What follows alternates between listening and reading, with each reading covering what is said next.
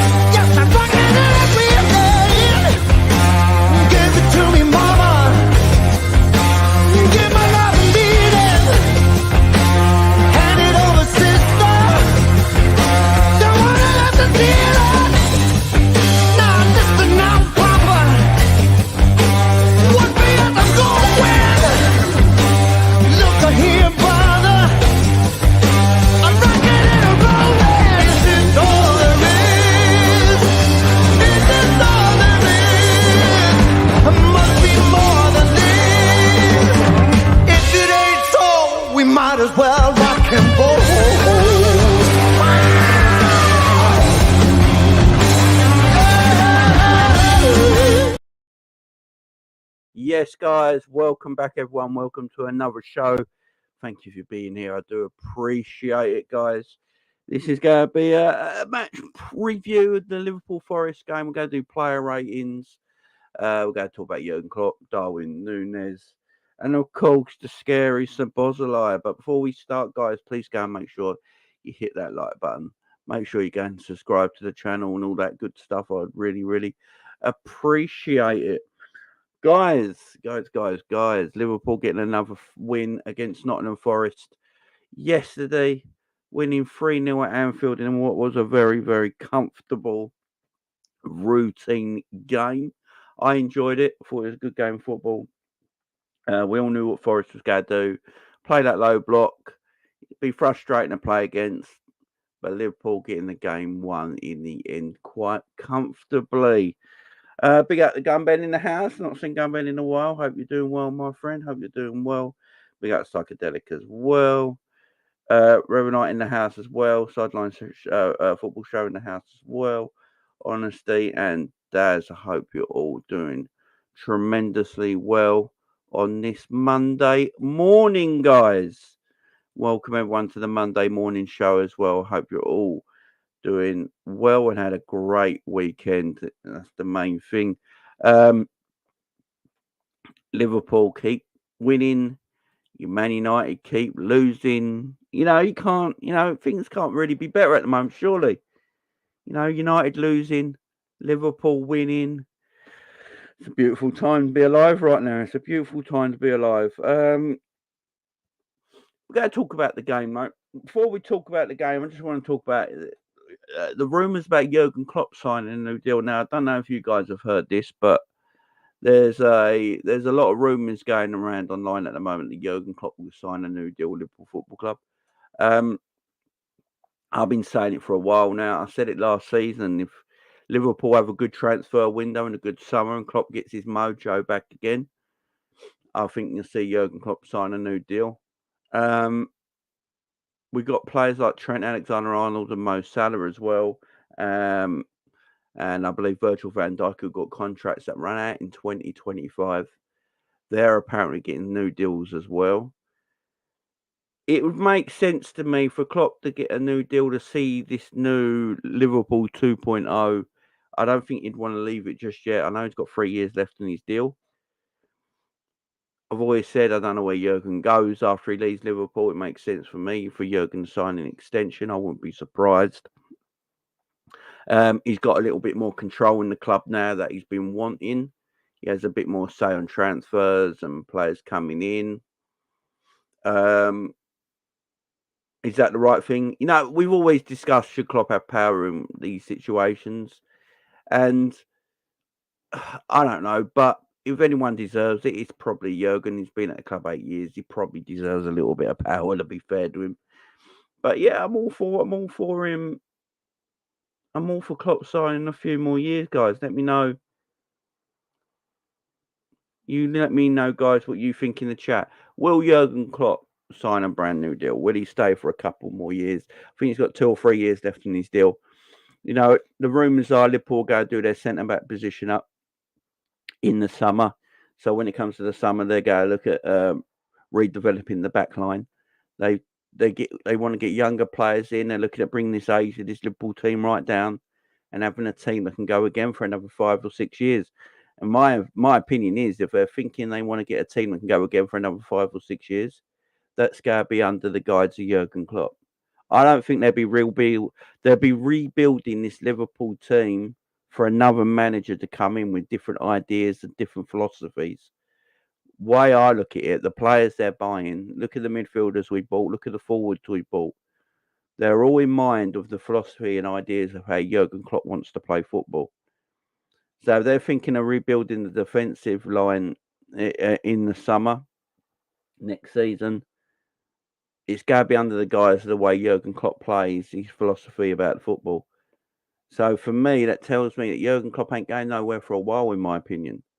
You know, I think last year, Jurgen talked about his contract quite a bit last year, but I don't think Klopp was happy with anything last year. I don't think he enjoyed the football last year. I don't think he enjoyed playing part of the game. I don't think he enjoyed being a manager last year. I think everything was so down and depressive last season that, you know, if you ask the players and the managers or anything, that I don't think any of them were happy with anything last year. Where this season, he looks like he's got his mojo back. He looks like he's got his fight back. The players look like they got their mojo and fight back. They're playing the way that Klopp wants them to play, that he's happy with them playing. He sees his team progressing and getting better and better and better as they play.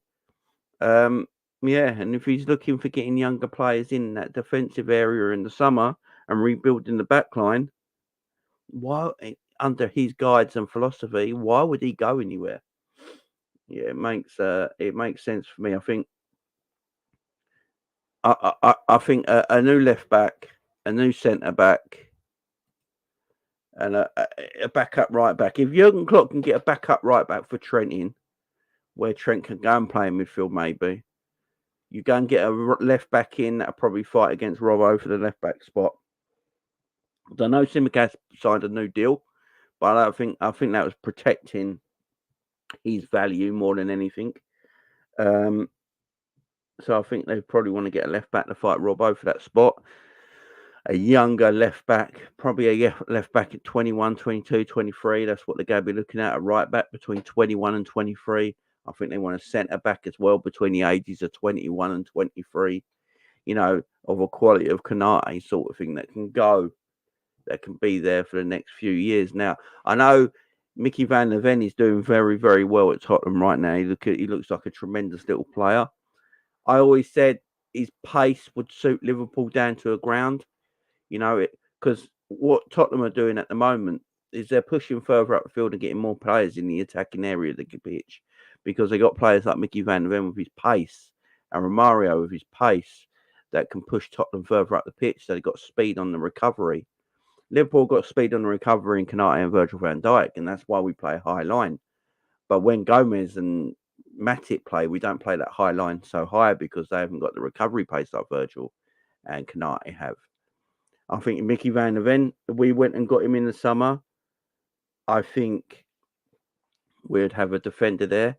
I think that's the sort of defender I think Liverpool will be looking at. Young, quick, intelligent centre backs to continue playing the philosophy and ideas that Jurgen Klopp thinks the game should be played with. Now, they didn't go and buy Mickey van der Ven in the summer because they weren't looking at rebuilding their centre backs, rebuilding their defence. They were looking at rebuilding the midfield. All eyes were on the midfield this summer, and I understand that. You know, the midfield was a complete joke last season. It broke down. You know, Fabinho looked ancient. Henderson looked ancient. These players looked old and tired. Thiago kept breaking down like an old car. like a second-hand car on a winter's morning, just couldn't start. And then you got Harvey Elliott coming back from an injury layoff, and he wasn't settled properly. Curtis Jones weren't really getting into the team till the end of the season. Players there that went on loan. The midfield just didn't work last season for whatever reason, and Liverpool had to get their midfield right this summer. That was the area that this club were looking at, and I don't blame them for ignoring the defence and Mickey van der Ven going elsewhere and stuff like that. I can't really blame them because the midfield was that bad last season. I would have all my eyes on the midfield as well. No, what was it? What was we all talking about? We all Liverpool content creators, all Liverpool fans online and stuff like that. All summer we were just talking about, let's just get this midfield rebuilt. Let's just get this midfield rebuilt. It's the number one priority. This midfield needs to be rebuilt, and that's what they've done. They pretty much gone and got that done there, and it's looking good. You got Gravenberch in there, you got Szoboszlai in there, you got some tremendous players in there, and I think they've done well rebuilding the side. I don't know what's up with my camera. Sorry.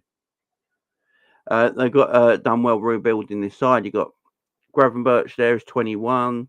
Curtis Jones is 22. Harvey Elliott is 19. You got Szoboszlai who's just turned 23. I think you got 24-year-old McAllister. You got Stefan Bajcetic who's like 18, 19. You got this young nucleus of a midfield.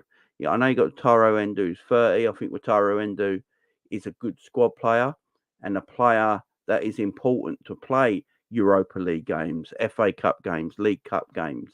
That gives other players a rest.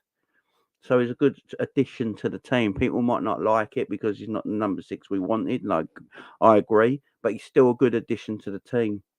He played last Thursday. McAllister got a rest. Szoboszlai got a rest because he had a player like Wataru Endo who's good enough to come in these Europa League nights.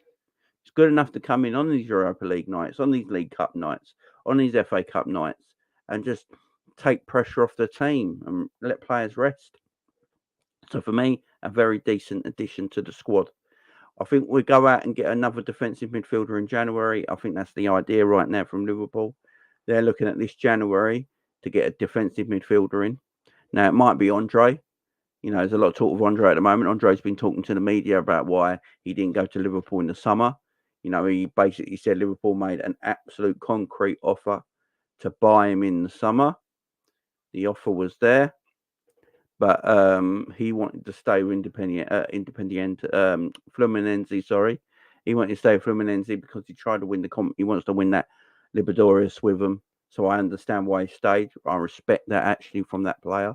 That's a player in Andre I feel like I respect even more. That he turned to stand in the summer to stay at the club to try and win the Copa Libertadores with them this year. I actually respect that. That's a player who's got integrity. So for me, that's a player I want at my football club. So if we can go and get him in January, I know he'll give all his all to be a superstar for us. So I think Liverpool would definitely go try and get Andre in January. I know Arsenal are sniffing around, but Liverpool got to get that job done for me. And if they can get him in January, you've got a nucleus of very good midfield there. Very, very good midfield. And then if you go and build up your defensive line in the summer and you go and get as I said, a right back between 21 and 23, a left back between 21 and 23, and a centre back between 21 and 23. And you got Jarell Quansah coming through, building his career at Liverpool. That's another good addition to the centre back area. You got Virgil van Dijk, who, by the way, looks like he's almost back to his best. I think Virgil van Dijk has been absolutely fantastic. I think Virgil van Dijk has been absolutely fantastic this season. He looks like he's back to his best. I think last season, Virgil spoke about last season. He didn't like last season. He didn't like the player he was last season, the way he played last season, because Coming back from that injury is difficult. And I think he's put that behind him now. And I think Virgil is getting somewhere back to his real best. I'm telling you, he might not be the Virgil of 3 years ago because he's 33. He might not find that form again. But still, I tell you, Virgil playing at the best level he possibly can is still a better defender than most around the world. So Virgil getting back to his best. You got a Kanate there who's 23, who's got a bright future. Even though he has some silly moments in games that we've always spoke about, he's still got an amazing future in the game. So he's at 23. You got Kwanzaa coming through, looks like a gem. You know, and you got people like Joe Gomez and Matip, but still at the football club now. Matip's got a year left in his deal. He's a free next season. There's talk about Liverpool signing Matip up to a brand new deal. I've always said I'd give Joel Matip 1 more year extension. I think Matip's proven it at the moment that when he comes into the team, he's reliable, he's intelligent, he's a good centre back. I think them sort of players are good at have at the club. So give him another deal. You got Joe Gomez there as well. So if you buy another young centre back, a young right back, and a young left back as well, with Alisson in goal, you got a bright future at Liverpool Football Club. Then midfield, attack, defence, goalkeeper. The squad looks really good. Yeah. Squad looks good, man. So if you're Jurgen Klopp and you look at this foundation that you've got right now, you know, you get on with the owners love you, you love the owners, no matter what people online might think. You know, there's a good friendship there, there's a good understanding there, there's a good business relationship there. Why would you leave? Why would you leave? I don't get it. So, yeah, for me, Jurgen Klopp stays at the club. He sees something happening at the club. He's in a good time at the moment. Yeah, that's my opinion anyway. Big up to everyone in chat. Hope you're all doing well. That's my Jurgen Klopp opinion there. Thank you very much for joining me so far on the show, guys. Don't forget to go and hit that like button. Don't forget to go and hit that subscribe button as well. We're just kicking this show off right now. Don't forget to go and smash that like button in the chat as well. I respect that. Thank you. I'd appreciate it. Respect you guys. Big up. Bafana, how you doing? Virgil van Dijk has learned how to defend without the scary pace he had. And he's still quick. He's not maybe as quick, but he's still quick. Big up Oscar. Virgil is playing well as an individual, but he doesn't really control the back four as much as he used to. I'm not sure about that. I'm not sure about that, Oscar, but big up to you. Big up Sean in the chat as well. Hey, chat. I'm back after 4 weeks. I had major surgery, but all back and well. Big up Jamie in chat. Big up Sean. Sean, I hope you're doing well, man.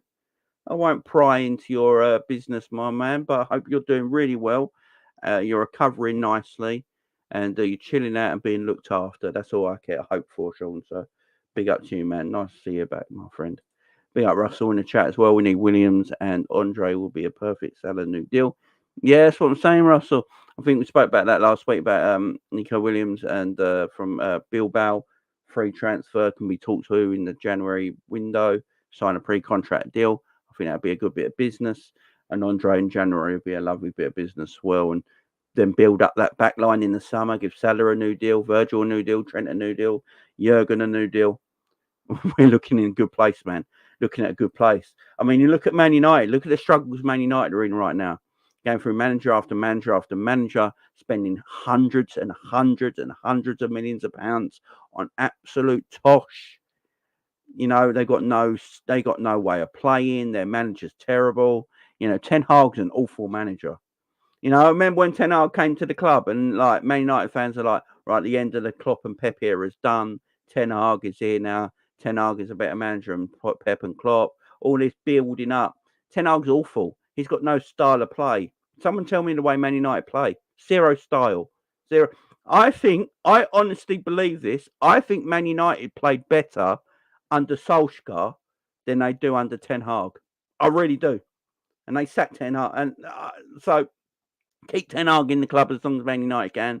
I'd love it. But honestly, and this has me being an honest opinion, not just like not saying it for clickbait or anything. Man United played better football under Solskjaer than they do under Ten Hag. All day, every day.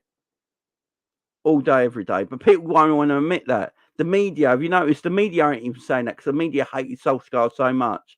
They said he wasn't a manager and all that. He was terrible. And Ten Hag's the next big thing. You know, Ten Hag's this next big young manager who worked under Pep Guardiola and stuff like that and did so well at Ajax. He's the next big thing. Admit it, man. He ain't got no style of play. He's a terrible coach. Look at the way he's treated Sancho. He's treated Sancho like a bum. An absolute bum. Now, Sancho's got a lot to blame for it at Man United. Don't get me wrong.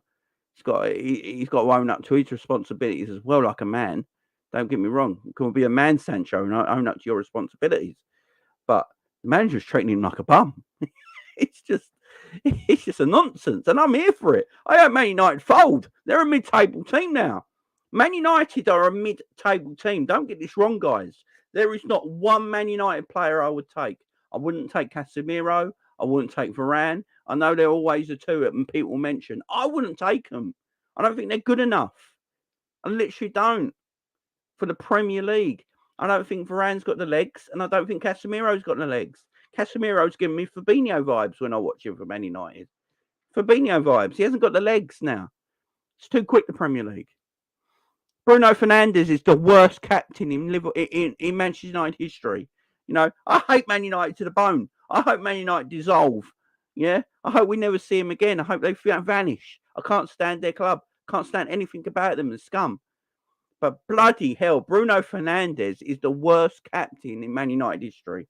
He's awful. He is the biggest one-season wonder I've ever seen in my life. Everyone keeps talking about one-season wonders.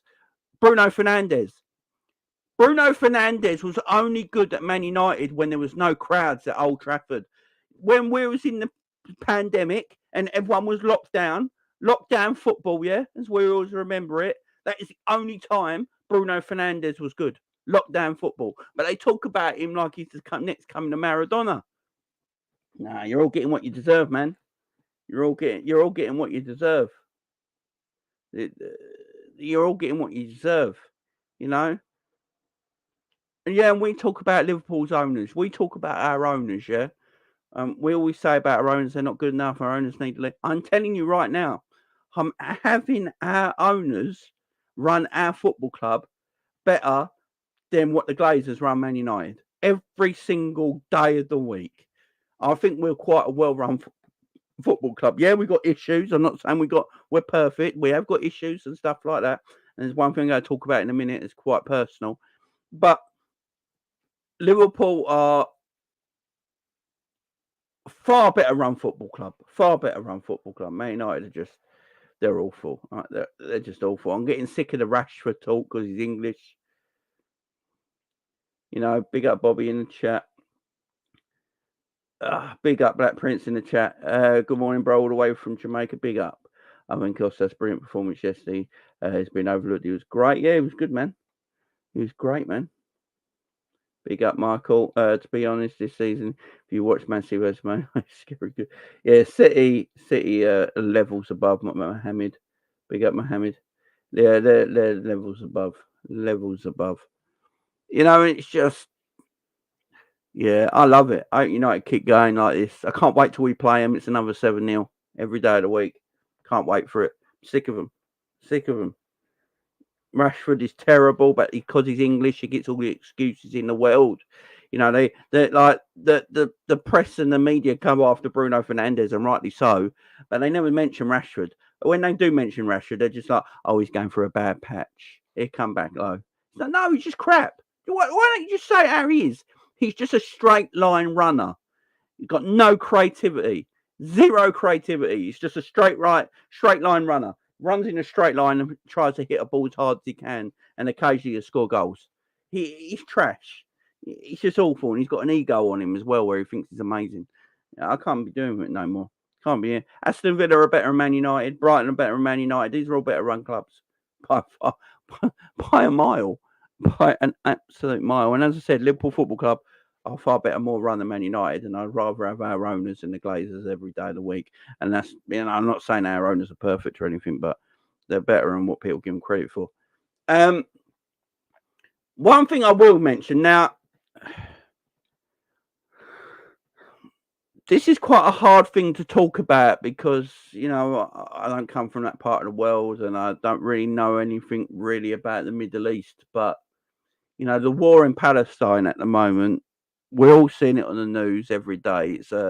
It's horrible every time it comes up on the news or your social media feed or whatever it is. And, You see more people getting killed and dying, and you know the the the attacks, and it's just awful. It's just awful at the moment over there. And people sit on two sides. Some people sit on the side of Palestine, some people sit on the side of Israel, and all this. I don't sit on any. I'm not here. I'm not having a political talk about this or anything like that. I'm not here for that. I just can't stand war. Full stop. And seeing innocent people getting killed for absolutely no reason is heartbreaking. But there's one thing I want to say. So a couple of people on Twitter, I think his name is Haz and something. I can't remember the other person's name. Or they made Palestinian flags.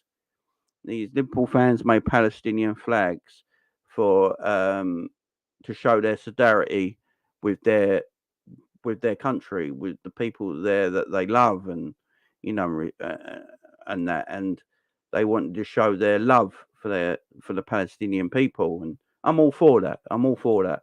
So they took their flags to Anfield, and obviously we've seen video footage. I don't know if you guys seen video footage of the steward coming up to one of the fans with one of these Palestinian flags and asking him to put his flag away.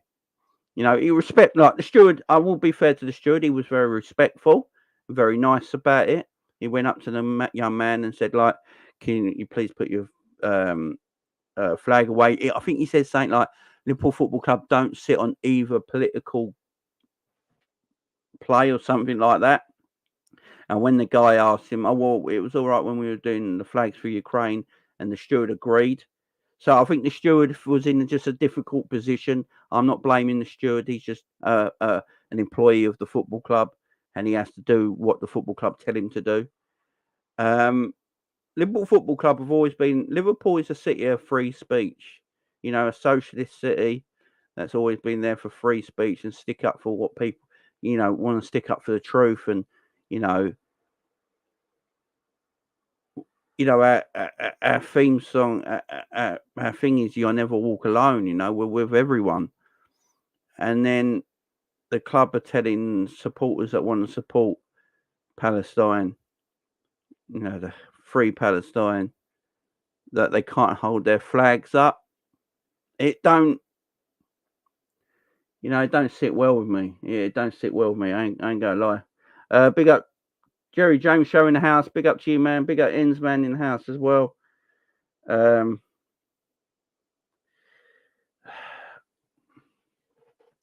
It's I don't know how to talk about it, to be fair, guys, because I'm not Muslim, I'm not Jewish, or I'm so me understanding what's going on there, I can't really. I'm not the one to explain that, but the city of Liverpool and what Liverpool stand for, it.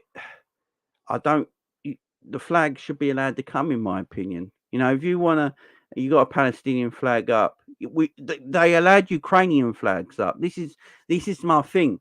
They allowed Ukrainian flags. They made mosaics of the Ukrainian flag and stuff like that. That the club actually made, that put on the seats of the Liverpool fan seats, that they picked up and showed and made a mosaic, and we was all happy about it. We all loved it, because it's a nice thing to do. Why? What is the difference here? I don't know what the difference here is. If people have got Palestinian flags, young Muslim people have got, or even you don't even have to be Muslim, I suppose. If you just believe in freeing Palestine, that and you want war to stop, you want the war to stop, and you just want things like that, and you're showing your solidarity with these flags. I think you should be allowed to. I think you should be allowed to, in my opinion. I don't think the club are right here, in my opinion. I think, we talk about "you never walk alone," socialism, free speech. And they say politics shouldn't be in football, and it probably shouldn't. Politics shouldn't be in football, shouldn't be in sport, full stop, but it does bleed into football. Let's be fair here. Politics does bleed into football. And look, we like to make political debates as a football club when we want it. Let's be truthful here.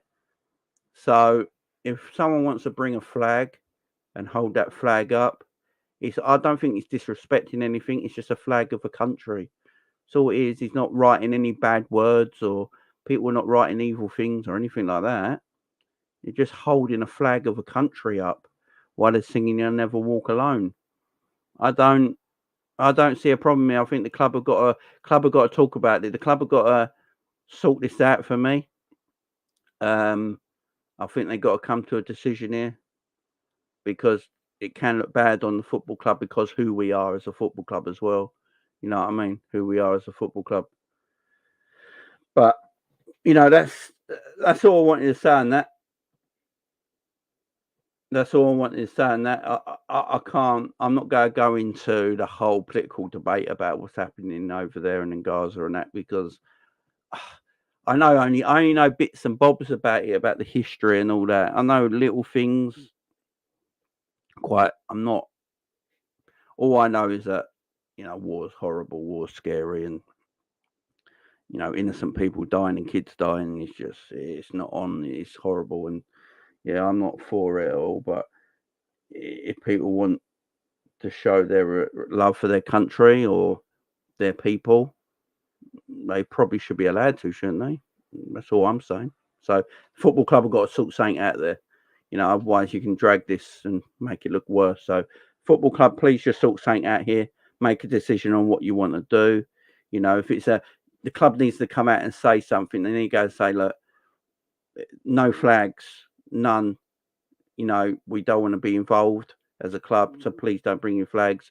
We respect you all, but please don't bring flags. Or just say, look, if you want to bring a flag, bring a flag. You won't have it taken off you no more. Just the club needs to make a statement about it. That's all. Look, guys, I hope I spoke about that respectfully. Guys in the chat, I hope I spoke about that respectfully. I don't know enough. Sam, big up to Sam on This Is Football. He probably knows more about this sort of thing than I do. I mean, he lives far closer to the conflict for one than I do, and he knows more about this sort of stuff. But I don't. So I'm hoping, I spoke about that no, I'm a Liverpool content creator, so anything that happens at Liverpool, I'm going to speak about anything that happens at Liverpool. This is one of the things in the news that Liverpool fans are talking about right now. So I'm just bringing that to you on my channel. I'm not going to sit here all day and talk about it. I just thought I'd have to bring it up as a sign of respect, because I am a Liverpool content creator, and there might be people in my chat right now that are, want me to talk about that. So I hope I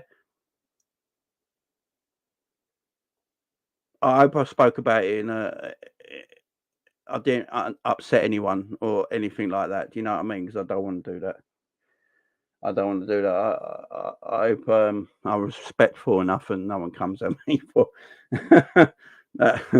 this.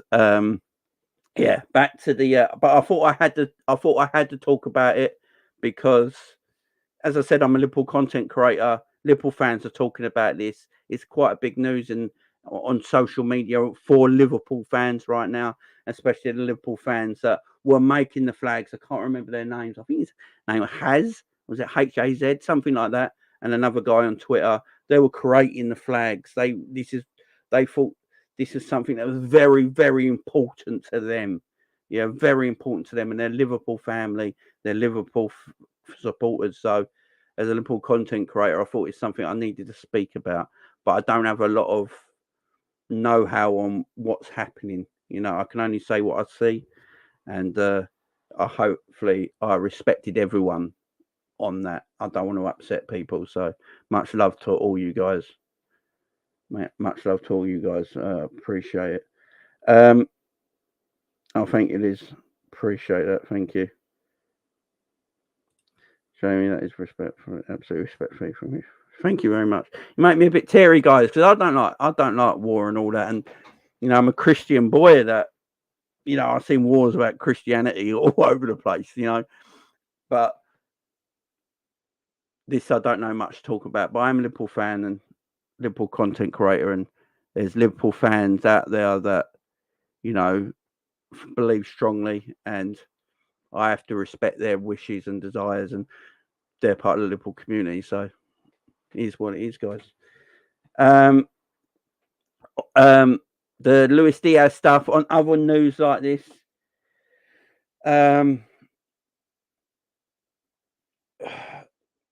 I don't think Bajan, big up Bajan. I don't think Diaz's dad's still been found yet, or they got Diaz's dad yet. This story that come out 48 hours ago about Luis Diaz is heartbreaking. This story about Luis Diaz that came out 48 hours ago, it's just heartbreaking, guys. It really is heartbreaking. I can't understand what he's going through. Your parents being kidnapped. It's to exert money from Luis Diaz. That's what they're doing. I don't know if Klopp was talking about yesterday in his post-match conference after the Forest game, talking about Luis Diaz's situation, and he was heartbroken by it. You can tell Jurgen was completely heartbroken by it, and he made a thing about going home. So I don't know if Luis Diaz has gone out to Colombia or anything like that. I'm not sure on that, or he's just at home by the phone talking to military, talking to the police, and all this sort of stuff in Colombia. Obviously, there was footage on Twitter of, I think, the Colombian police officer talking to Luis Diaz on the phone. It's hard. I don't know what you say, man. I don't know. Apparently, the kidnappers wanted to smuggle them into Venezuela. Jesus Christ! It's escalated into a worse situation. They got kidnapped at a petrol station at gunpoint. He's in Venezuela from the last report. Across the border. That part is buffed on how they managed to pile that off. The world is getting worse by the minute. Big up, Bajan. It is, man. So much conflict, bro. Big up, Trump Vigo. I heard his dad's safe now. Heard last night. All we can do is pray, Jamie. Yeah, man.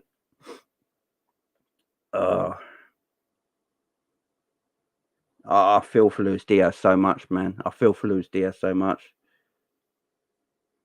2 of the kidnappers got killed by police in a shootout. Bloody hell. Football gospel, you are a parent and you know what it feels. We have the right to live humanity, let humanity prevail. Daddy Lucho, may God be with you. Yeah, big up football gospel. Big up sideline. Fair enough, Jamie. What you said is respectful. Thank you very much. Big up, my friend. Thank you very much. Appreciate that. Big up honesty. Big up Black Prince. Big up Bobby. Thank you very much. Big up Captain Sal. Big up Walk Alone. Big up Liz. Big up Oscar. Big up Frankie. Big up everyone. Thank you very much. Appreciate love. I really do. Thank you very much. So Luis Diaz, look, that's all hope that that he gets his dad back. So I'm just looking now. I don't think he's actually got his dad back yet. They got his mum back, but this is. I don't know how you speak about this. I think Jurgen Klopp didn't know how to speak about this. When you got a player who's get told 1 minute that your parents have been kidnapped in Colombia and trafficked. It's just how do you speak about this? It's heartbreaking. I just hope everything goes well for Luis Diaz. He gets his parents back safe and sound. If I'm Luis Diaz, though, I'm getting probably if they get their dad, if they get his dad back, fingers crossed they do safely as well and unharmed. If they get the mum and dad back together, if I'm Luis Diaz, I'm flying them out. I'm flying them out to Liverpool, man. I'm keeping them close. I'm getting them a brand new house, car. Money's not a problem. I'm getting them moved to me, man. I ain't. If that was me, I'm not going through that again as a son. If that's my parents and I live on the opposite side of the world, I'll be like, no. Oh, you're coming to live with by me now. I'm moving you out. You know what I mean? So I'm hoping, fingers crossed, praying that he gets his parents back, man. That's hope. Big up William Tropical Farm. Hope you're doing well. Big up Liz. Big up Aaron in the house. Hope you're doing well, my friend. Big up Bizzle as well. Yeah, man. Just get your parent and bring it. We all would, weren't we? If that happened to us, and then we got them back and we lived on the other side of the world, but money's not an object. Money's not an issue. You just fly them out, get them a house, get them a car, get them all the stuff. Go, right, this is your life now. You're safe, you know. All right, big up, my man. Hope you're doing well, Jamie. That's exactly what I was thinking. His parents would be living with him in Liverpool now, no question. Big up, man. Yeah, that's what I'm saying, man. Just get him back. Let's just pray for Luis Diaz and his parents that everything goes well there. Right, let's get to the game itself, shall we? I've been talking about other little things. I wanted to have my little so at the beginning of the show, I spoke about Jurgen Klopp and why, in my opinion, he'll sign a new deal. I spoke very heartfelt about the issue in Palestine and what's happening at the football club with the flags in the ground at the moment. I had to bring that up because I'm a Liverpool content creator and I think it's the right thing to bring up. We just spoke about Luis Diaz's situation now. Now we're going to talk about the game itself against Nottingham Forest. And I'm going to talk about the man that's on the thumbnail, Dominik Szoboszlai. Dominik Szoboszlai is scary, man. And the reason he is just scarily good. Dominik Szoboszlai is different, man. Dominik Szoboszlai is different. Big up John in the chat, Glasgow Race TV. Big up, been a while, man. Hope you're doing well. He's scarily good. He's just turned 23 years of age. He's a guy that's just come to England for the first time, come to Liverpool, and he has settled down into this midfield like he's been here for years. He is so good as an all-round midfielder. Now, I know people go, no, there's going to be rivals that going to be told, oh, look at his stats. He's actually got less goals than Havertz this season and stuff like that. But I'm not worried about his goal and assist confidence, his goal and assist and his GA as a midfielder. I've never really been worried about GA as a midfielder. He got 2 assists yesterday, so that helps him out. But it's what he does for this football team. It's what he does for the team, guys. He can defend. He can attack. He's creative. He's non-stop. He's completely a 90-minute footballer. No rest. He dominates the midfield. He stands out above everyone. Literally anyone we played so far this season, Szoboszlai stood up. He's like, yeah, I'm that guy. I am that guy. His ability to keep the ball in tiny spaces when he's got players all around him and he still wriggles away with the football. Do you know how good that is to watch? Do you know how good that is as a Liverpool fan to watch? A midfielder that can carry the ball in tight spaces. When you go back to last year, when you had Jordan Henderson trying to run up and down the right-hand side of the pitch, only to get to the byline and not be able to cross the ball. You got Fabinho who's getting overrun and walked past on a daily match. And then you got a player like Szoboszlai who goes, you know what, don't worry about all that shit. I've got pace, I've got power, I've got strength, I've got technical ability, I've got creativity, I can shoot, I can pass, I can dribble. Don't worry about it. I've got this. And I'm watching this guy since we've signed him. And I'm sitting there like this. We are lucky, man. I know he had a release clause of 60 million. But my God, if he didn't have a release clause, how much would Szoboszlai be? For me, Szoboszlai is a £90 million midfielder right now. I'm looking at players that people are buying for ridiculous amounts of money as midfielders. Szoboszlai is a £90 million midfielder, without a shadow of a doubt. Without a shadow of a doubt.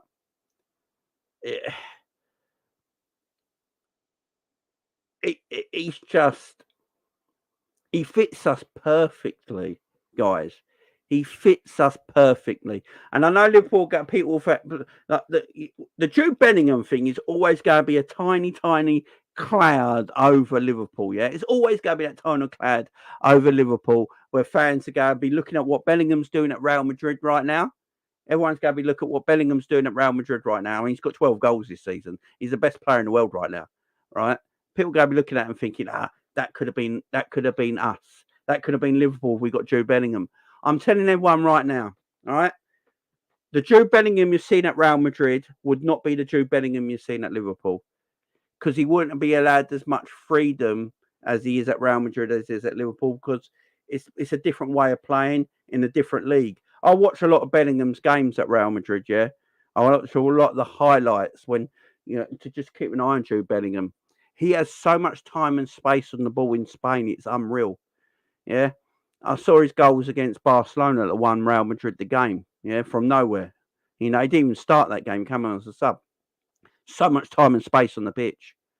And he's got more freedom to do what he wants. And when you give a player when you give a world-class player time and space on the pitch, they're going to look amazing. And he is amazing.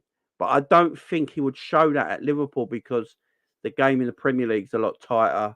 Midfield's, it's more compressed in the midfield. And I don't think he'd have that same freedom. He'd be excellent. Don't get me wrong. He would be excellent. But he wouldn't be what he's doing at Real Madrid right now.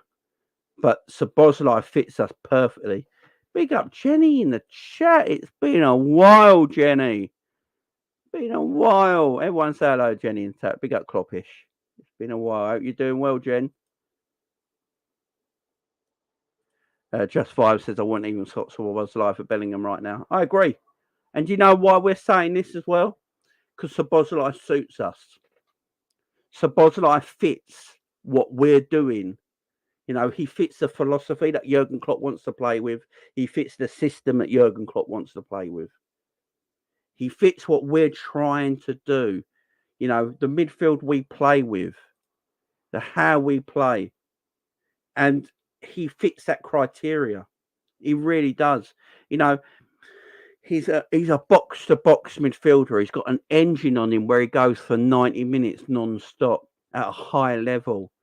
He can play in small areas of the pitch where he's getting continuously pressed. Szoboszlai is getting pressed in midfield all the time, or in attacking thirds of the pitch where defensive midfielders are trying to come at him, and he can get himself out of tight positions. He can play them nice, intricate passing on the edge of the box. I'm not saying Jude Bellingham couldn't do that, because he could. But Szoboszlai just suits us. And Szoboszlai, it's not even like we're sitting here and saying Szoboszlai is a dead footballer. Szoboszlai is going to be quality. Szoboszlai, if he carries on this trajectory that he's on right now as a midfielder, he's going to go into that world-class bracket. So we've got a complete gem here in Szoboszlai. And you know what else, guys? The passing we do.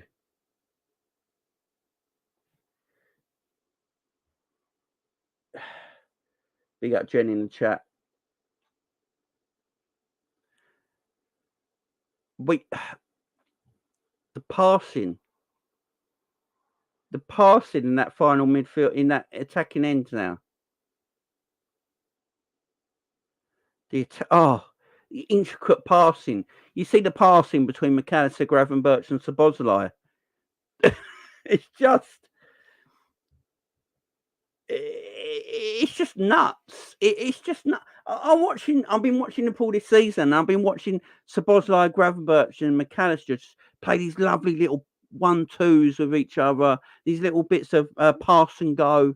You're seeing midfielders now, like Gravenberch will pass to McAllister, and then Gravenberch will carry on his run, and then Szoboszlai will find him. Last season, I'm watching Fabinho and Henderson trying to pass to each other, and then when they pass, the other person could have run on because he was knackered. Now I'm watching Szoboszlai get the ball, pass to Gravenberch, and he passes it hard to feet. Gravenberch has to play it first time. Szoboszlai carries on his run. Then he's looking for a Darwin. He's looking for a Mo. He's looking to a Diaz. Getting the pass back, playing it again. Little passes on the edge of the box. Getting free kicks, getting fouls, trying to get shots off. Try and play one through balls into the box. It's just mental. It's just absolutely. And I'm watching this thinking, thank God. Oh, we've got a midfield at last.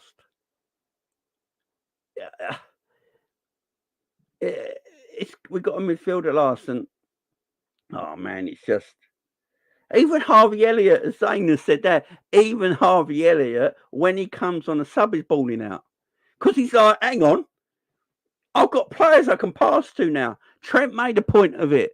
I think Trent said something a few weeks ago. He said, I can pass the ball, forward to certain players now. And I know they're going to take it on the first touch. You know, and it's like, Trent, what are you saying here, man? You know, he's saying like he can play balls into midfield now, and he's got midfielders who can play with the first touch. And I was like, so you're telling me Endo and Fabinho didn't have a first touch? Is that what you're saying, Trent? You know, it's just a joy to watch right now. It's a joy to watch, and this Szoboszlai is scary, man. I don't know what he can't do. His goals and assists will pick up. Look, he's just come to the football club. This is his first season in England. He's still getting used to a brand new midfield. He's playing with players he's never played for. You know, we've got a whole brand new midfield, three guys, of Gravenberch, McAllister, and Szoboszlai. And we're in the top four of the Premier League, 3 points behind the leaders. Yeah, with a brand new midfield. Do you know how ridiculously good that is? I don't know if people understand how actually good that is. You're playing midfield is the main part of your team. Yeah, you need a midfield. And we've got a whole brand new midfield three that have never played with each other. Pause. But never actually played with each other. Szoboszlai, Gravenberch, and McAllister, they don't know each other. They don't even know each other. They come to the same club in the summer, and they're just playing as a free. And we're actually in the top four of the Premier League. One loss to Tottenham, which weren't really a loss, let's face it. We got screwed. And we're top four in the Premier League, 3 points behind the leaders. Do you know how ridiculously good that is? Do you know how ridiculously good that is? No foreplay. And we're only going to get better. You know, they're only going to get better, guys. So the signs for the next few years are amazing. You know, we're in a good place. You know, last year we had Hendo, James Milner, Fabinho, and it was just like, and it was all like that. I think last year we all felt like, so we all felt, yeah. We had the occasional good game here and there because we have got quality players, but we was like, oh, Jesus. You know, and we was all sitting there, oh, what's it going to be like next season? Hendo's still going to be a club, Fabinho's going to still at a club, and oh, God. And then Saudi came along and went, no, we'll have them for you. I was like, thank you. Thank you. And now I'm looking at his midfield now, and we go, I can't stop smiling. Gravenberch, McAllister, and Szoboszlai. Curtis Jones. Let's give a shout out to Curtis Jones. Technically a good footballer as well, who likes to play give and go passes, who likes to pass the ball and then actually carry on his run. You know, Harvey Elliott, young player, actually likes to give a pass and carry on his run. Harvey Elliott has looked good this season coming off the bench for two reasons, yeah? One, he's a little bit older and a little bit more professional. And the other reason, he's got better players to play with. You know, he's passing the ball to Szoboszlai, Gravenberch, McAllister, Curtis Jones. He's playing, and he's got Salah and Diaz and then all in front of him. So he's got better players he's playing with now. So Harvey Elliott's looking better because of it. Curtis Jones is looking better. We've got to wait till what... Look, I want the gods just to listen to me for once, yeah? Please fix Thiago. Yeah, I want Thiago just mended and fixed. You know, we can repair him. We can mend him, yeah? Right, do whatever you need to do, Thiago. I just want to see for one game. Just give me one game this season of Thiago, Gravenberch, McAllister, and Szoboszlai. Just give me one game. One game, please, Lord. Give me one game of that midfield four. You know, that plays together for one time. Just once. I just want to see it. I just want to see it, man. Just want to see it. I need. I just need to see it one time. James Jenner, calling shows Thursday night, guys. So tomorrow I've got my match preview for the League Cup game against Bournemouth on Wednesday. Wednesday we've got the League Cup match at Watch Along against Bournemouth. Thursday we've got the calling show. Friday morning we'll have another Liverpool show, and then on the weekend we'll have match previews and watch along. So that's the week panned out, guys. Sad to say, even I love Thiago. Thiago needs to go.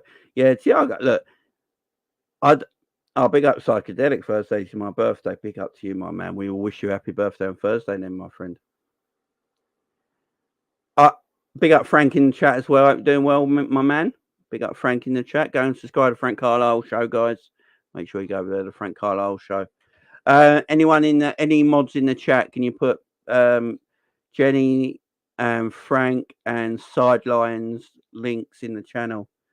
In the chat, the links to their channels. You've got Jen's channel, you've got Sidelines channel, you've got Frank's channel as well, and any other people who've got channels. Any mods? Could you put the links into the live chat for them, please?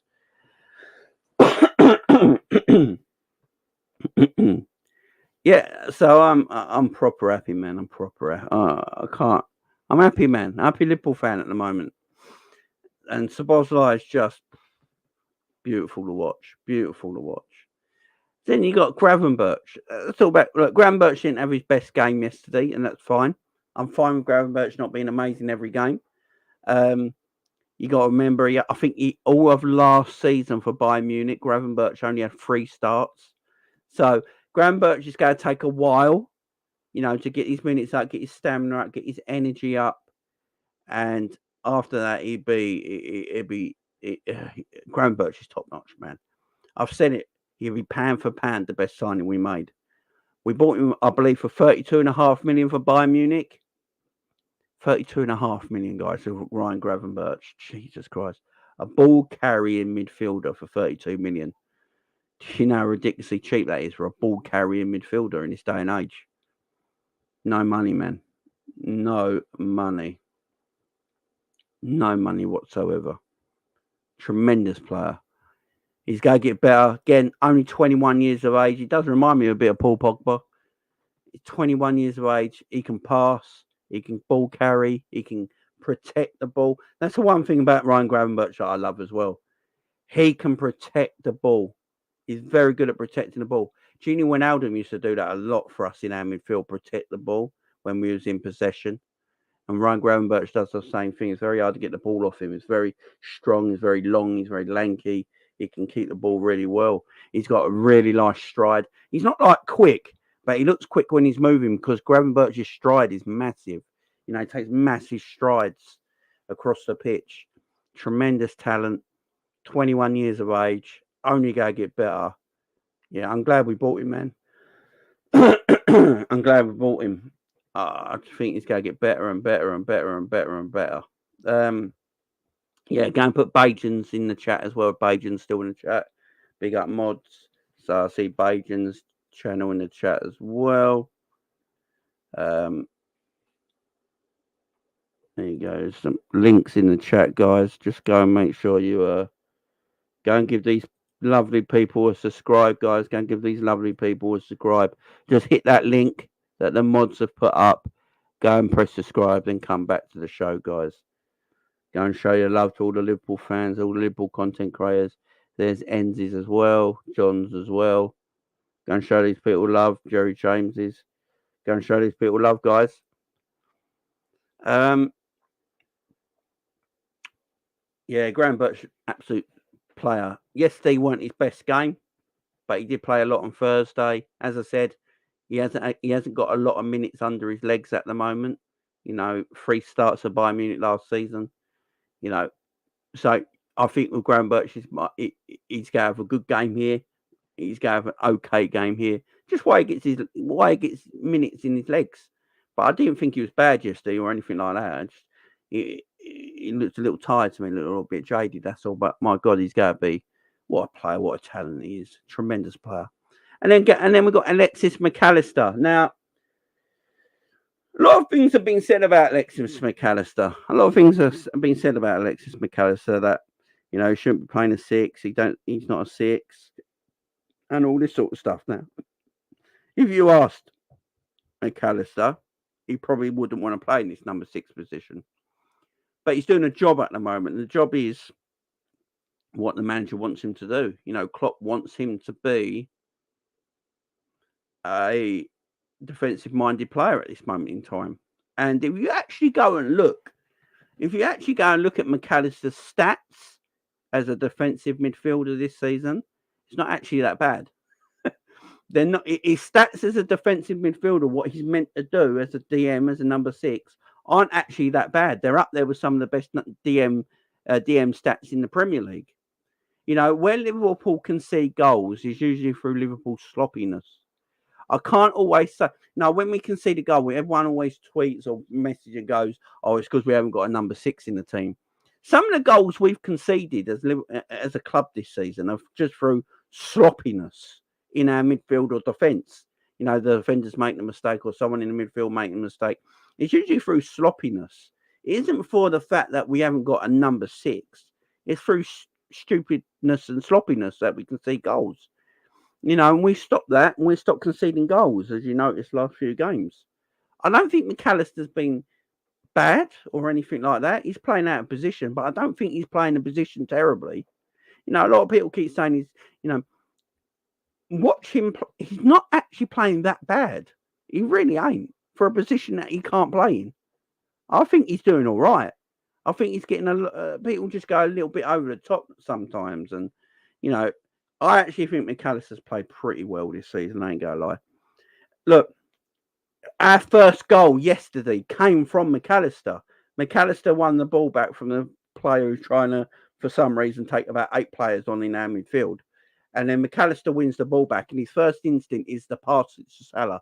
He sees the breakaway. This is what I like about McAllister, because I actually understand why Klopp's playing him in a deeper position, because McAllister's got that intelligence where he can play the ball through quickly. He can see a quick pass, can McAllister. It don't always work, but he can see the quick pass. And McAllister won the ball back yesterday in the midfield, and straight away, bang, he gives that ball to Mo Salah straight away. He doesn't hesitate. He doesn't look round. He doesn't take a touch or anything like that. He just goes, I've won the ball back, bang, straight to Mo Salah. Pulls perfect into Mo Salah's path, and that's where we get our first goal from. Yeah? And that is because of McAllister's intelligence in that midfield position. And that is why McAllister is playing in that midfield position, because he's the one who's got the intelligence and the know-how to win the ball back and then to play that quick ball forward. If you watch McAllister all season, McAllister gives away the ball the most in the midfield, yeah? Not through sloppiness half the time, because he's trying to play the ball through quickly. He's trying to get Liverpool on the front foot as quick as he can. And it's obviously an instruction from the manager to McAllister in this position. That is why, out of all our midfielders, McAllister is always the one playing the deepest, because Klopp sees what he's great at and he's looking at it. And that's why sometimes McAllister will give the ball away, because he's looking to get Liverpool on the front foot as quickly as he receives the ball. As soon as McAllister receives the ball, he's looking at getting the ball off as quick as he can into forward areas. Sometimes it don't work, so he gives the ball away. But you can, if you understand what McAllister's trying to do, he'll only get better at it, and it's working out better for the team. So I think McAllister has done better than people give him credit for, in my opinion. I think McAllister's doing better than people give it credit for. I don't blame. I know people will go blame the owners for not getting a number 6 in the summer. I can't sit here and blame the owners, guys. I really can't. We had our whole midfield gutted in one summer and basically got a better midfield in the same summer. I actually think we did a pretty good job. I don't think there's a lot of clubs, you know, even no matter how rich you are, if you lost your whole midfield in one summer, to replace a whole midfield in the same summer, losing the same midfielders, would be difficult for any club, no matter how rich you are. You know, you think about it, Ox went, Milner went, Keita went, Henderson went, Fabinho went. That's quite the heartbeat of Liverpool's midfield. You think of the last few years under Jurgen Klopp, that is the heartbeat of Liverpool's midfield right there. All went in one summer. And then you brought Gravenberch in, McAllister in, Lautaro Endo in, and Szoboszlai in. And then you got Surfing Pasetic there, you got Thiago there, you got Curtis Jones there. You know, the midfield's better this season than it was last season. So I can't blame the owners entirely. I think Jurgen Klopp wants to play a certain number 6. I think Jurgen Klopp wants a ball playing number 6 now. That's what he wants. That's why McAllister's playing the 6. because he wants a ball-playing number 6. That's why Liverpool are interested on Andre, guys. That's why Liverpool are so interested in Andre, because he's a ball-playing, defensive-minded midfielder. You know, he'll get the ball and he'll play. You know, Liverpool want to play possession-based football, but they also want to be on the front foot in every minute of the game. They always want to be on the front foot. So I think Klopp's looking for a number 6 who can protect the defence, but then he's a ball-playing number 6 who can play the ball forward quickly. If you look at Fabinho when he was at his best, Fabinho was a ball-playing number 6. You know, he was a good footballer, Fabinho. He weren't just a defensive midfielder. He could get the ball, he could pass forward, he could keep the ball, he could play balls over the top. He was a good footballer, and I think that's what Klopp's looking for. And that's why McAllister's playing there at the moment. And I think if he does try and get Andre in January, then Andre will play there, and McAllister will just play a little further off him. Yeah, but he wants a ball-playing number 6, and that's why we're waiting. Klopp just didn't want anyone. That person. That's why we're waiting, and I'm fine with it. I'm fine with it. I really am. I think Andre will come in January, and then we'll be better, in my opinion. Big up Adrian. Over 50% of our goals conceded were errors this season. Yeah, exactly. That's what I was saying. Sloppy mistakes were where we're conceding goals. It ain't just because of the DM position. Oh, yeah. Yeah, we dodged a bullet. No doubt about it. Yeah. No doubt about it. Mason Mount, man. 60 million. Guys, Man United paid 30 million more for Mason Mount than we Gravenberch. Let's put it that way. We bought Gravenberch for 32 million. Man United bought Mount for 60 million. Businessman. It's not always how much you spend, it's how wise you spend it. I keep saying this. Liverpool bought Szoboszlai, Gravenberch and McAllister for 130 million. 130 million combined on Szoboszlai, McAllister and Gravenberch. 130 million. It's just great business. It's not penny pinching or any, it's just great business. You know, we could have bought Mason Mount for 60 million. Why? All right. You know, Gravenberch for 32 million. You know, it's madness. Casado was 100. You think about it. Casado went to Chelsea for 115 million, yeah? And we bought Gravenberch, McAllister and Szoboszlai for 130 million. Just putting it out there. Yeah, Jota was great business as well for 40 M's. Yeah, Jota was a great bit of business. And talking of Jota on this, right, I've been saying it for a while now. I'm going to say it again. Let me say this one more time. I know there's some people out there, big up my man Cal from Cobbish. I know some people out there prefer Jota in the number 9 position. Telling you right now, Jota as a left winger is that player. I like Jota on the left side of the pitch. You look at his last 3 games he's played, I think he's been excellent in his last 3 games.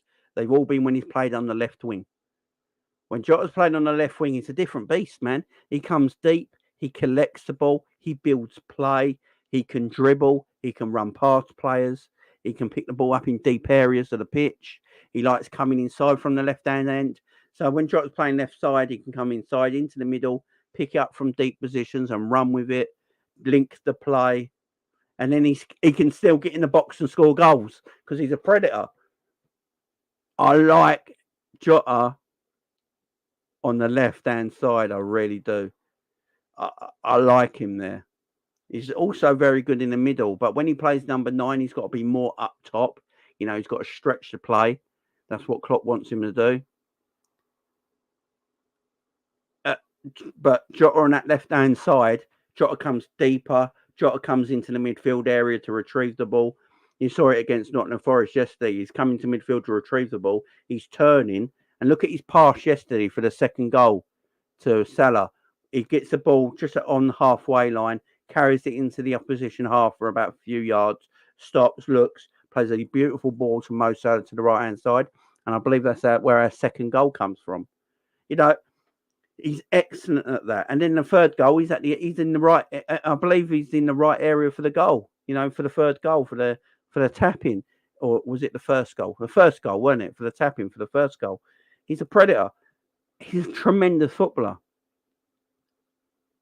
You know, he's a tremendous footballer, is Diogo Jota. And for me, his best position for Liverpool is on the left wing.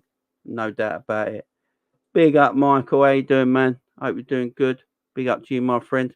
Yeah, we're going to talk about a certain Darwin in a moment.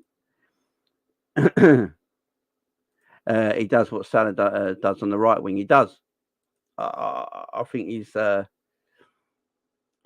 excellent. He can play that number 9 position, Jota. No doubt about that, because you know Jota, he's a goal scorer, so he can play in the middle. But I think Jota has more quiet games when he plays in the middle. I think Jota is better on the left-hand side of the pitch. Tremendous player. Now, let's talk about Darwin Nunez, man. Let's talk about Darwin Nunez. I love this guy. I can't. I'm sorry, but I love Darwin Nunez. I don't care what people say. Every time I watch him play, I can't help but smile. When I watch Darwin Nunez play, it makes me smile. It brings me joy. I love Darwin Nunez. I think Darwin's incredible footballer. I think he's getting better as well. I think Darwin is getting much better. I think Darwin's getting much better as a footballer. He looks like he's learning the game more. He looks like whatever, Klopp's trying to get through to him he's going in now. Klopp said it last season that, we're taking our time with Darwin. We want him to do this and this. He needs to learn this and this. And it looks like he's learning that. Darwin's link-up play has been excellent this season. It's actually been elite. I'm going to go that far. Darwin's link-up play this season has been elite. Let's put it that way. It's been fantastic. Yeah? His running with the ball has been top-notch. His dribbling is excellent. His first touch is far better. He goes past defenders now. Defenders are scared of Darwin. You can tell straight away when Darwin gets the ball. It's an issue for a centre-back. It's an issue for a fullback. Because he runs at you at 100 miles an hour. Darwin's got no first gear. Darwin is get the ball, top gear straight away. No first gear. He doesn't go through the gears. 1 gear, 2 gear. No, Darwin's just like, get the ball. Boom! And he's scary for defenders, man. He's entertaining. And I want to be entertained. And yeah, Darwin's giving me that entertainment right now. Should he score more goals? Probably. But as I said on Coppish on Friday when I called in, I don't need Darwin Nunez to score me 40 or 50 goals a season. I just don't need it because we've got so many players around our team that score goals. I just need Darwin to contribute. I need Darwin to get 20 goals a season. If Darwin plays every single week, Darwin Nunez will score 20 goals a season without a shadow of a doubt. And then I've got a 20-goal season striker. I've also got a 20-goal season scorer in Jota, in Salah, sorry. I've got Jota and Gakpo and Diaz that will score 10, 12 goals a season as well. And I've got Darwin Nunez who will probably get around 20 goals if he plays every week. It just shows right now that when you play Darwin Nunez, he will score or he assist in the game. Or he'll create something in the game. Darwin doesn't have quiet games. He's getting better and better as a footballer. As I said, his link-up play this season has been elite. There's no doubt about that. There's no question in it. His ability to run at defenders is the best we got in our team. He scares defenders. Yes, he needs to put the ball in the back of the net a bit more, but, that will happen the more he plays. It doesn't seem to knock his confidence. He laughs about it. I've already said it. Was it against Toulouse on Thursday when he was going round the goal? When he took the ball, by the way, I know we don't talk about it because he didn't score, but Diaz taking that ball, dribbling past 2 players and then going round the goalkeeper was pure filth. By the way. And then what he did at the end, I think is excellent. Because what a lot of people are not getting, is that Darwin Nunez thought, I've already got my goal, so I don't need to score this. And what he saw was Ryan Gravenberch in the reflection of the goalpost. And what he thought he'd do, he'd play it to Ryan Gravenberch by hitting the goalpost, and then Gravenberch can have a tap in. It's genius play. It's absolutely genius play from Darwin Nunez. Took 2 defenders on, put the goalkeeper on his arse, and thought, I've already scored, so I'm going to play. He saw Gravenberch in a reflection of the goalpost, so he hit the goalpost on purpose to play the ball to Brian Gravenberch. Beautiful, beautiful play by Darwin Nunez. Really was. Really great play from Darwin Nunez. And, what also helps Darwin Nunez is that Bielsa's at Uruguay. Bielsa's Uruguay manager now. And I think that's helping him as well because he's playing very attack-minded football with Uruguay now as well. And I think that's helping his game. So when he plays for Liverpool, he's playing in an attack-minded team. When he goes to Uruguay now, he's playing in a very attack-minded team. So I think he can play the same game for club and country now. And I think that's going to help him out massively as well. So, yeah, Darwin Nunez, tell you what, he carries on like this. I think big up Ram in the chat. He wants him 30 GA this season. If he plays every single game, if Klopp makes him his number 1, number 9, in my opinion, he should. I think Darwin should start every game. Then he can get to them numbers, in my opinion, without a shadow of a doubt. Because I think he's already got like 6 assists this season already, ain't he? So yeah, I think they're all to Mo, but that don't matter, does it? Yeah, keep playing him, man. It's a joy to watch, and he's obviously a talent. You can see it. Look, people can have a moan about Darwin because he doesn't score the goals that he should, but he does score goals. They're not sitting here pretending he's dead in front of goal. But I think we can all, even rivals aside, can see that Darwin Nunez is a talented footballer. I think we can all see that. There's talent there. There's no doubt about it.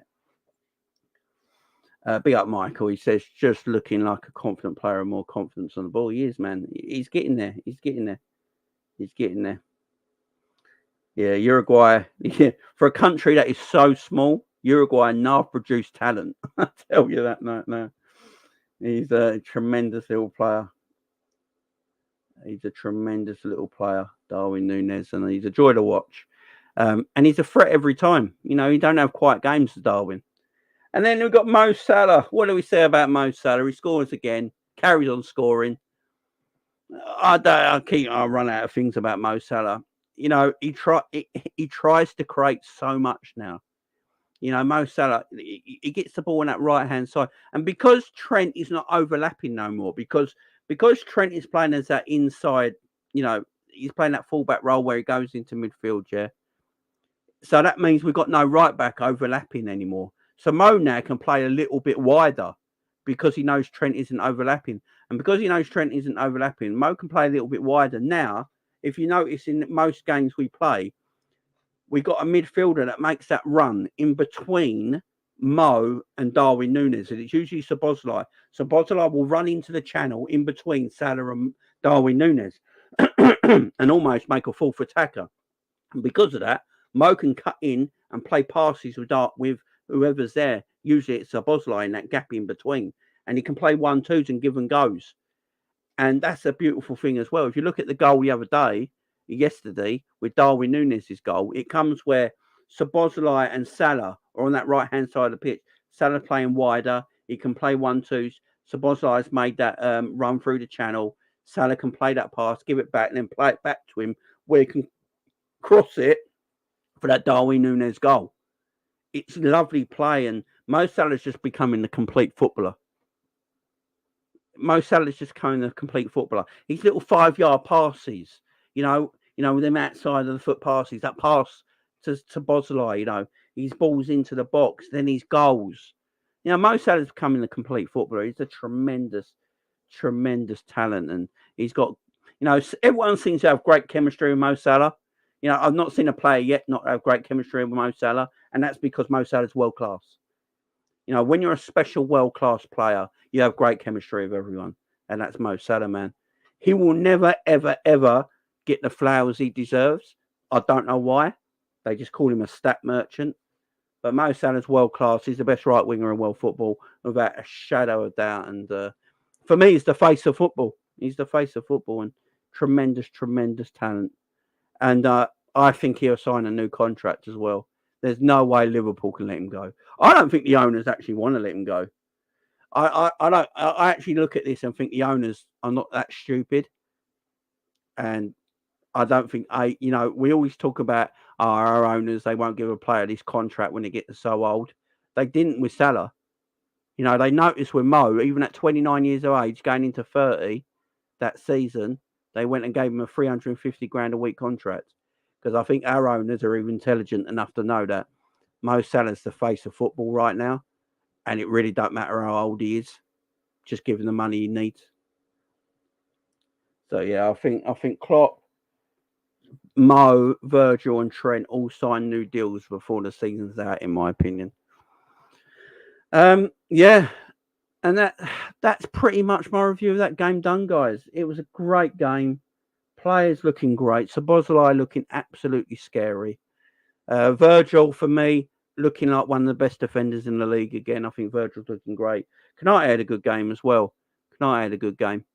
Trent looking good again in that inverted role. Trent controlling games of football. Special talent. Tsimikas, to his fairness, I thought Tsimikas played well at left back. Went under a lot of pressure, but I thought he did his job. And yeah, all round great performance by the Reds against Forest. We got Bournemouth on Wednesday in the League Cup away at Bournemouth. So I expect us to win that game, even no matter if we change the team around. I'd like to see Chambers playing at left back. I'd like to see Wataru Endu come in. Just change it around a little bit. So I'd like to see Joe Gomez play at right back, give Trent a rest. I'd actually like to see against Bournemouth in the League Cup that Klopp goes, you know what? I'm going to play Gomez at right back and I'm going to play Trent in midfield for that game. Give Trent a game in midfield against Bournemouth in the League Cup. Do it, Klopp. Do it. And then we got away to Luton. Now, we're not smashing Luton next weekend. Then I don't. We should be smashing the crap out of Luton. We should beat the granny out of Luton. And then we got Toulouse, and then we got Brentford at home. Got some good games, and it's the international break. Then we come back and we got Man City. So for me, Liverpool should win every single game before the Man City game, and then that sets up for a mouth-watering game against Man City rivals. So, guys, big up! Thank you very much. Big up to Ram as well. Ram, if you're about tomorrow night. So tomorrow night I've got a Liverpool debate. I've got a Liverpool debate show. I've got a few people on already. But Ram, if you're about tomorrow night at 10 p.m., let me know, my man, and I'll send you the link and you can be part of that show as well. So make sure you're joining me tomorrow night at 10 p.m., guys. I know it's Halloween. That's why I'm doing it later in the evening, so everyone can go out and do their trick-or-treating with their kids and their family, or any Halloween parties or anything like that you got. And then at 10 p.m. tomorrow night, we've got a Liverpool debate. We're going to be chatting a load of Liverpool stuff, so make sure you join us for that. It should be a good laugh, good show. And yeah, big up. Thank you very much for everyone joining me. I appreciate the love, and I'll see you tomorrow, guys. Enjoy the rest of your day, and happy Halloween.